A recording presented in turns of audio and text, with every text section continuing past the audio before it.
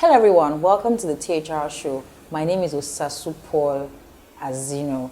The THR show focuses on social sector managers and entrepreneurs who by sheer determination and passion work through their projects. On this show we will focus on the challenges and the impacts of this project. Please subscribe to our channel, give us a thumbs up.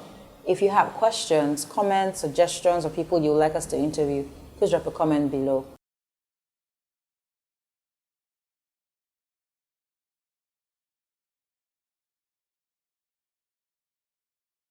Let's talk sustainability here. There's a very long debate, so I'll just put the questions to you. Are you a non-profit or you are a social enterprise? So we are actually a social enterprise. Okay. Right. So what's the difference, so that the viewers can? Why did you choose that part? Why did you choose not to be? Why did you choose social enterprise instead? So I'm going to be a bit biased, right? So. Okay. When I was doing my research on how we wanted to register the organization, one of those things we realized is that you don't necessarily have to be a non-profit to make impact, right? And we were also thinking about sustainability. We wanted to be sure that down the line we could reach out to millions of mothers, right? And we don't probably want to start knocking on every funder asking for money all the time. So we needed to create sustainable ways of making money. Okay. Right from the onset. And feeding the project, or feeding your pocket? No, feeding the project, like investing the money back into the project. Okay. Right. And that was basically important for us to do at that time. Oh, yeah. Great. So you did speak about local languages. So we're speaking in the context of Nigeria. You spoke about local languages.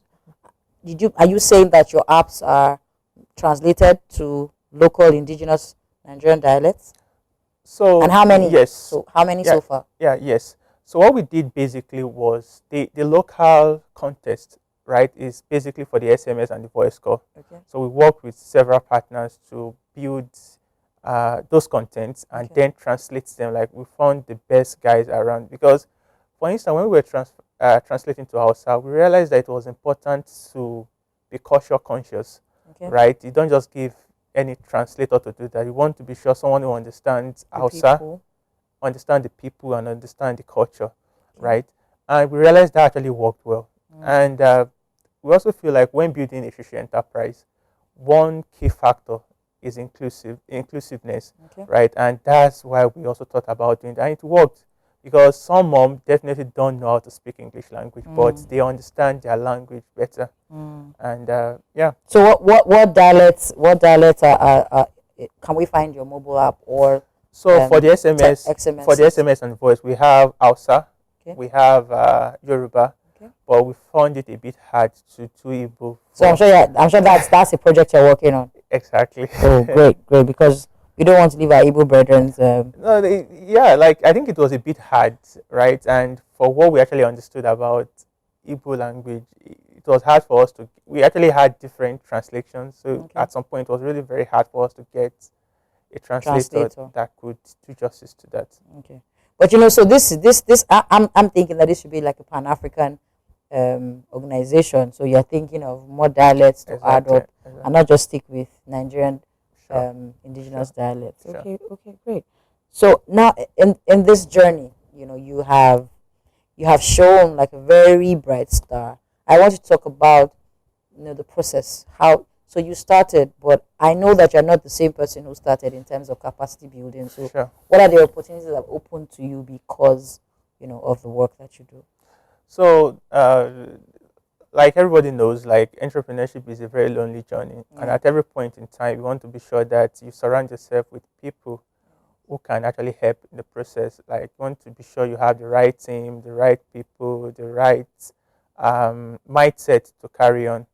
And at every point in time whereby you're also feeling low, because the journey is definitely like a roller coaster, and when you find opportunities come along your way, right, it makes you feel, oh, maybe there's something I'm doing right. Maybe if I could just continue in this journey, there are more opportunities that I could explore down the line. And I think one of the best moments was when I actually got the award from the Queen of England, right? Yeah. I feel it was mind-blowing, right? Knowing that you started something, like, even as a student. How long has this been? How long have you? So it's been for about 2 years now. Okay. Right. Okay. So I started when I was in school. Okay. Right. So knowing you could do something like that, yeah, and get the Queen's approval. Exactly. That's a great deal, I'm sure. Exactly. So that we actually felt at that point that okay, maybe we should take this thing more seriously. So let's take a break and be right back.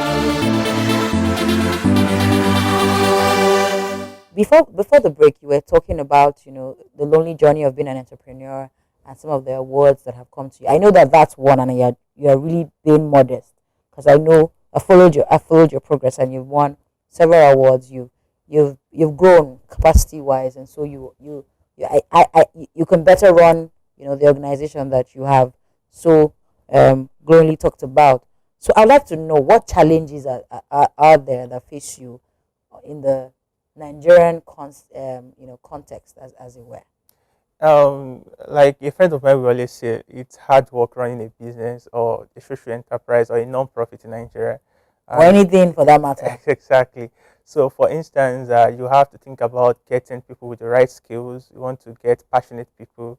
You want to be sure that you also get the right funding, right, to push the organization and even the project. So, I think basically those are the basic challenges that an average entrepreneur would always go through, right? So what we've learned along the line is also to look for people who are so passionate about, not just about the organization, but about the mission and what exactly we want to do. Passionate people are important to you. Exactly. But, so this is a question I ask all my guests. Is passion enough? It's not. I also look at attitude because attitude is so important. Okay. So it's been really nice talking to you. So right behind you, we have our iconic wall of fame, and I'd like you to look through and see and tell me one person on this wall that absolutely inspires you. I'll choose Mahatma Gandhi. Ah, why? Why did you choose him? When about 6-7 years ago, like probably in my secondary school, so I read a book about him, like his life, and it was so inspiring. How he was actually the spiritual leader of India, and how one man. Exactly, the spirit, soul, and all that. So the fact that he could bring his country from where they are at that point, right, to where he was able to get it to, was also very inspiring. And when you look at his history, he was a very passionate leader. He had the right attitude, and he was very selfless. I think so you're the one man.